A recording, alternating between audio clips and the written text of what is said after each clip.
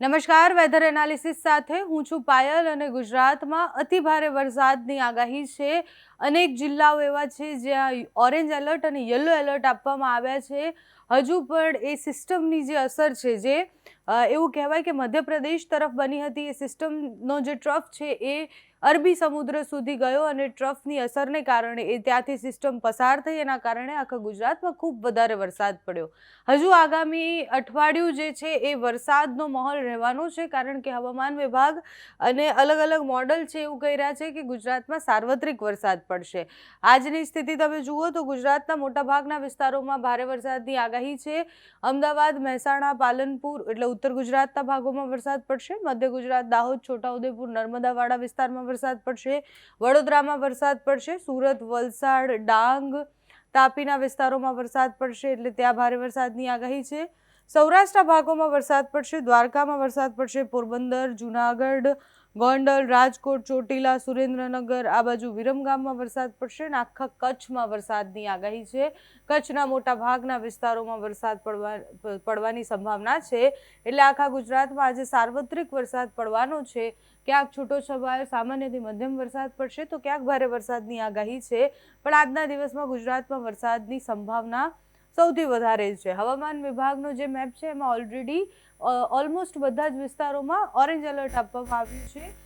પછી તીવ્રતા વરસાદની છે ઓછી થઈ જશે તેવું કહેવામાં આવી રહ્યું છે।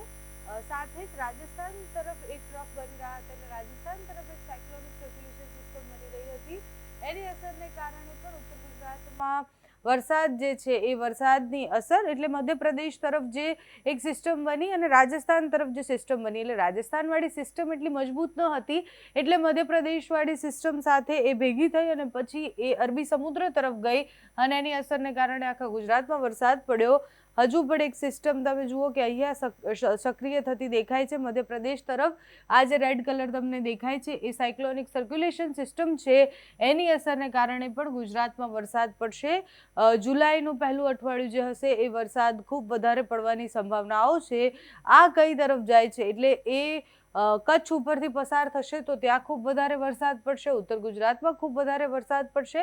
અલગ અલગ બનતી એ સિસ્ટમો ગુજરાતમાં ભારે વરસાદ લઈને આવશે। ચોમાસાનો વરસાદ જે સામાન્યથી મધ્યમ હોય છે એ તો ચાલુ જ રહેવાનો છે। 3જી તારીખ સુધીમાં એ સિસ્ટમ જે છે એ પણ ગુજરાત ઉપરથી પસાર થતી દેખાય છે। પાલનપુર અને એ વાળો વિસ્તાર જે આપણે વાત કરી કે ઉત્તર ગુજરાત ઉપરથી પસાર થશે તો એ બધા જ વિસ્તારોમાં એની અસર થવાની છે। કચ્છમાં પણ એની અસર દેખાઈ રહી છે, એટલે 3જી 4થી તારીખ સુધી એ સિસ્ટમની અસર દેખાવાની છે, એટલે એક નવી સિસ્ટમ પણ બની રહી છે।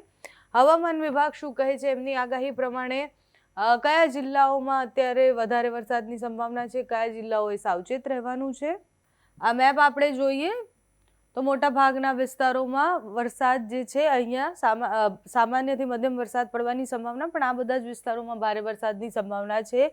ગીર સોમનાથ, અમરેલી, ભાવનગરમાં ભારે વરસાદ પડવાનો છે। આણંદ, વડોદરા, ભરૂચ, નર્મદા, છોટાઉદેપુર, સુરત, તાપી, નવસારી, ડાંગ, વલસાડ, દમણ, દાદરા, નગર હવેલીમાં ભારે વરસાદ પડવાનો છે।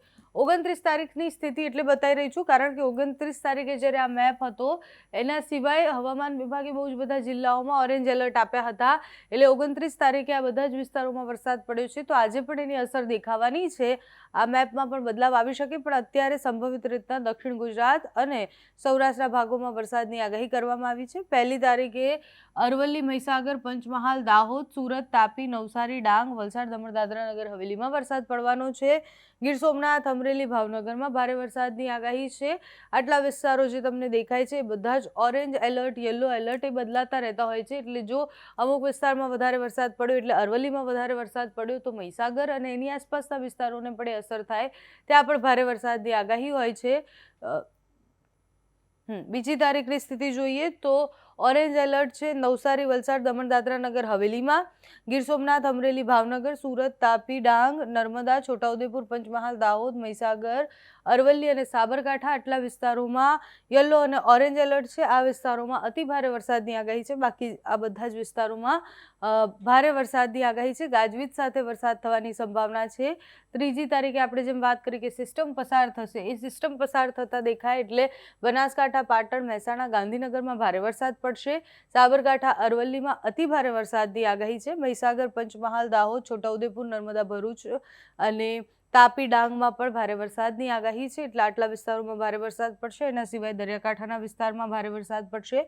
ભાવનગર, અમરેલી, ગીર સોમનાથમાં ભારે વરસાદ પડશે. સુરત, નવસારી, વલસાડ, દમણ, દાદરા, નગર હવેલીમાં અતિ ભારે વરસાદની આગાહી છે. આ 3જી તારીખની સ્થિતિ છે. 3જી તારીખ સુધીમાં ગુજરાતમાં ભારે વરસાદ પડી શકે તેવી સંભાવના. અમુક જિલ્લાઓમાં અતિ ભારે વરસાદની આગાહી છે. એટલે હવામાન વિભાગ જે રીતના આગાહી બદલતા રહેશે, જે રીતના અપડેટ આપતા રહેશે, તમારા સુધી પહોંચાડતા રહીશું. તમને આ માહિતી કેવી લાગી અમને કમેન્ટ્સમાં જણાવજો. તમારે ત્યાં કેવો વરસાદ છે પણ અમને કમેન્ટ્સમાં જણાવજો. અત્યારે આ વિડીયોમાં બસ આટલું. જો તમે અમને યુટ્યુબ પર જોઈ રહ્યા હોય તો સબસ્ક્રાઇબ કરજો, ફેસબુક પર જોઈ રહ્યા હોય તો ફોલો કરજો, અમારા વિડીયોને લાઈક અને શેર કરજો.